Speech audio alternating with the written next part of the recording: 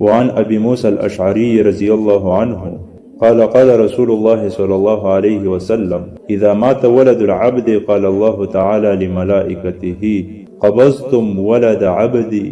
ابو موسی اشعری رضی اللہ تعالی عنہ روایت ہے، فرمایي چې نبی علیه الصلاۃ والسلام او فرمایل هر کله چې د بنده اولاد وفات شي، الله تبارک وتعالى فرشتو ته فرمایي قبضتم ولد عبدي، تاسو زما د بنده اولاد روح قبض کو. فیقولون نعم، فرشتي عرض کوي ها مونږ د فلانی بنده اولاد روح قبض کو. فیقول قبضتم ثمرة فؤاده، الله تبارک وتعالى فرمایي تاسو د هغه بنده د زړه میوه قبض کړه، تاسو د هغه بنده د زړه میوه واغستله. فیقولون نعم، فرشتي وی ها. فیقول ماذا قال عبدي، الله تبارک وتعالى فرشتونه تپوس کوي زما بنده څه ووی باوجود د الله تبارک وتعالى د علم. فیقولون، فرشتي عرض کوي حمیدک واسترجع، هغه بنده ستا شکر ادا کو په خپل حال باندې، او انا لله و انا الیه راجعون. فیقول الله ابنوا لعبدي بیتا فی الجنه، الله تبارک وتعالى فرمایي فرشتو ته چې زما د بنده د پاره په جنت کې کور جوړ کړي، زما د دې بنده د پاره په جنت کې کور جوړ کړي، محل ورله جوړ کړي، تیار کړي ورله. وسموه بیت الحمد، او دغه محل دغه کور نوم کېدی بیت الحمد، شکر والا کور.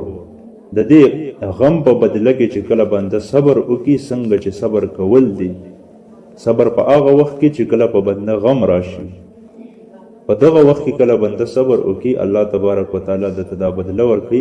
ترمذی شریف روایت ده. بل طرف ته هر کله چې بنده په هغه باندې غم راغی، مصیبت راغی، د جړا کوي، د زړه په ذریعه سره زړه خفه دی، د سترګو په ذریعه سره اوښکې به یې جاړي په خاموشه ژبه سره. نو د دغه اجازت په احادیثو مبارکو کې د پیغمبر علیه الصلاۃ والسلام نه په خپله ثابت دی چې نبی علیه الصلاۃ والسلام د خپل بعض صحابه او دغه شانتي د خپل اولاد په غم باندې نبی علیه الصلاۃ والسلام جړلي، د سترګو نه اوښکې بهیدلې دي، او د ارشاد فرمایلی دی چې زړه خفه وي او په سترګو باندې د غم اظهار کیږي. خو بل طرف ته چې کومه جړانه منع راغلې د نبی علیه الصلاۃ والسلام د هغه جړانه په حدیثو مبارکو کې منع کړې ده چې کومه زنانه یا کوم خلق په زوره باندې جړا کوي، د ژبې په ذریعه سره مختلف قسمه الفاظ ادا کوي یا ځان وخی، د دین نبی علیه الصلاۃ والسلام منع کړی. په یو حدیث کې د ابو سعید خدری رضی الله تعالی عنه روایت ده، وایي چې نبی علیه الصلاۃ والسلام په نائحه او په مستمعه باندې لعنت ویلی دی. نائحه هغه زنانه چې کومه زنانه په ژبې کومه زنانه په زوره سره جړا کوي، والمستمعه او هغه زنانه چې غوږ ورته ایښی وي او چې د دغه نائحه زنانه جړا اوري. مستمعه ویلی کېږي په توجه سره اورېدل، یعنی چې دلچسپي پکې لري.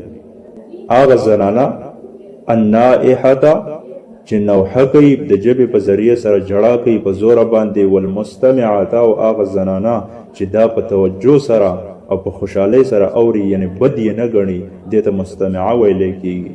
نو هغه خلک چې په زوره سره جړا کوي او د دې اورېدو شوق کوي او دا اوري، نو دې دواړو باندې نبی علیه الصلاۃ والسلام لعنت ویلی دی. بل روایت کې د ابو موسی اشعری رضی الله تعالی عنه روایت دی، فرمایي چې قال رسول الله صلی الله علیه وسلم اربع فی امتی من امر الجاهلیه، څلور شیزونه دا زما په امت کې د جاهلیت خبرې دي، لا یترکونهن چې دوی وی نه پرېږدي، الفخر بالاحساب والطعن في الانصاب والاستسقاء بالنجوم والنیاحه، یو په حسب باندې فخر کول او په نسبونو باندې بلتا په نسب باندې طعنه ورکول، او دغه رنګې د ستورو نه باران اوبه طلب کول د ستورو په ذریعه سره، یعنی د الله تبارک وتعالی سره شرک کول. والنیاحه او نوحه کول، یعنی په زور سره جړا کول په مړی باندې په غم باندې. نبی علیه الصلاۃ والسلام فرمایي چې دا چې دا هغه کار دی چې دا د جاهلیت د دور کارونه دي زما په دې امت کې په بعض خلکو کې دي. او نبی علیه الصلاۃ والسلام دا هم فرمایلی دي چې کومه زنانه په زور سره جړا کوي نائحه، د جاهلیت په دور کې به دا زنانه خلکو راوستي او په زور سره به جړا کوله. وایي چې کومه نائحه زنانه د په زور سره په مړي باندې جړا کوي تر څو پورې د مرګ نه مخکې دې توبه ونه ویسته، نو د قیامت په ورځ به الله تبارک وتعالی دې زنانه ته سخترین عذاب ورکوي چې د دې د برداشت په نه وي.